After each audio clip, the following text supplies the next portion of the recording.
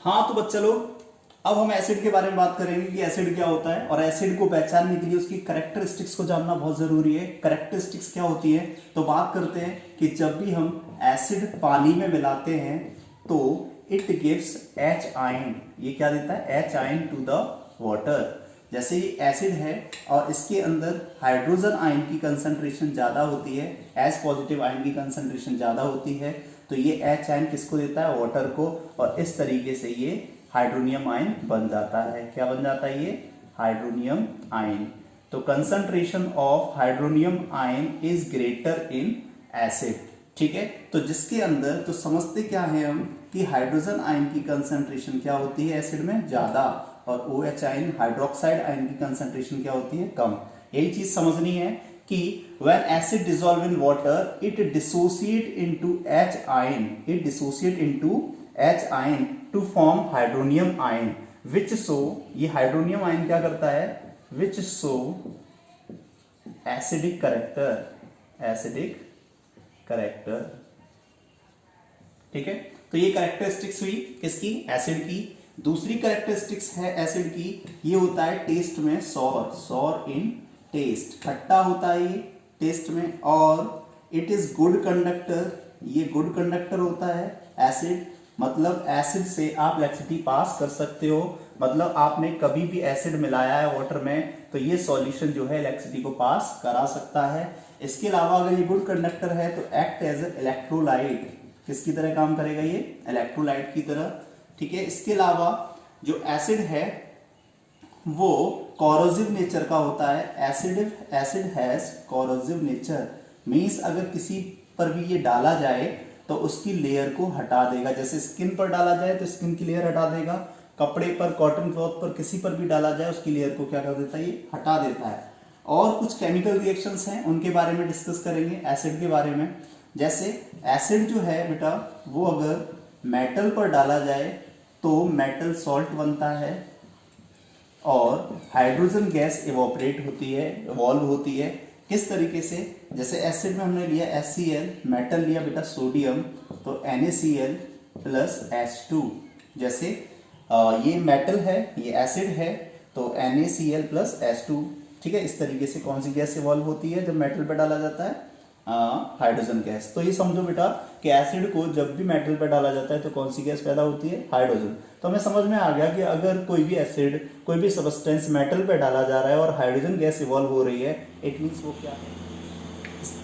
और भी कैरेक्टरिस्टिक्स को जानते हैं एसिड की। जैसे एसिड में बेस मिलाया जाए तो सॉल्ट एंड वाटर आता है। जैसे हमने लिया HCl एसिड, NaOH बेस, और HCl और NaOH को मिलाया एसिड बेस को, तो क्या है? Salt and water.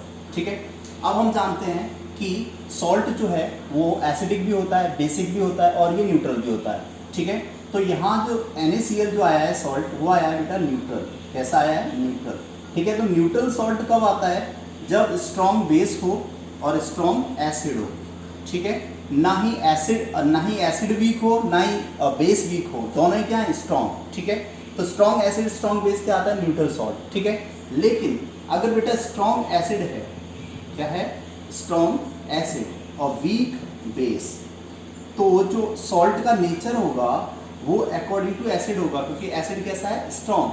तो जो सॉल्ट है वो होगा बेटा एसिडिक। ठीक है, एसिडिक सॉल्ट एंड वाटर। ठीक है, वही हम दूसरी कैरेक्टरिस्टिक्स की बात करें कि अब हमने एसिड को क्या लिया? वीक, और बेस को क्या लिया? स्ट्रॉन्ग।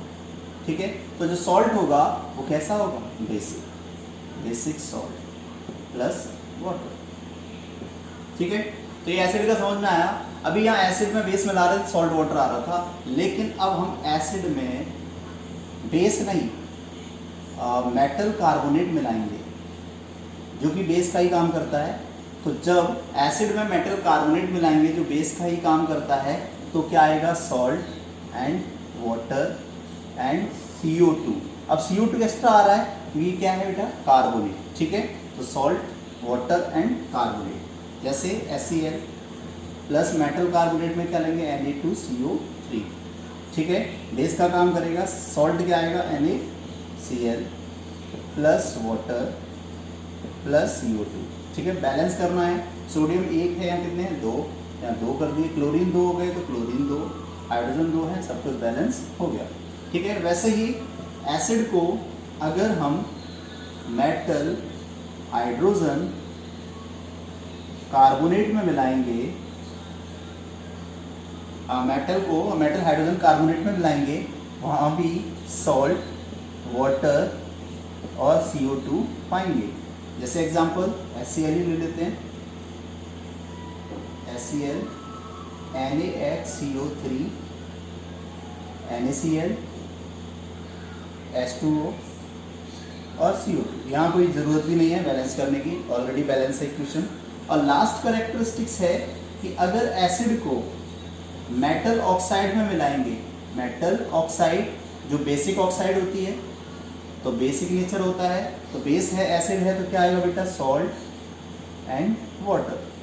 ठीक है, तो ये क्या है, केमिकल कैरेक्टरिस्टिक्स हैं किसकी, एसिड की। ठीक है, केमिकल रिएक्शन के रूप में एसिड में बेस मिलाओ, सॉल्ट वाटर आता है, और स्ट्रॉन्ग एसिड स्ट्रॉन्ग बेस होगा तो न्यूट्रल सॉल्ट आएगा, स्ट्रॉन्ग एसिड होगा तो एसिडिक सॉल्ट होगा, वीक स्ट्रॉन्ग बेस होगा तो बेसिक सॉल्ट होगा।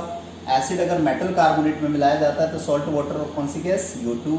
एसिड अगर मेटल हाइड्रोजन कार्बोनेट में मिलाया जाता है तो सॉल्ट वाटर और कौन सी गैस, CO2। एसिड अगर मेटल ऑक्साइड में मिलाया जाता है तो कौन सा, salt and water. These are the characteristics of acid. ठीक, अब हम बात करते हैं टाइप्स की। ठीक है,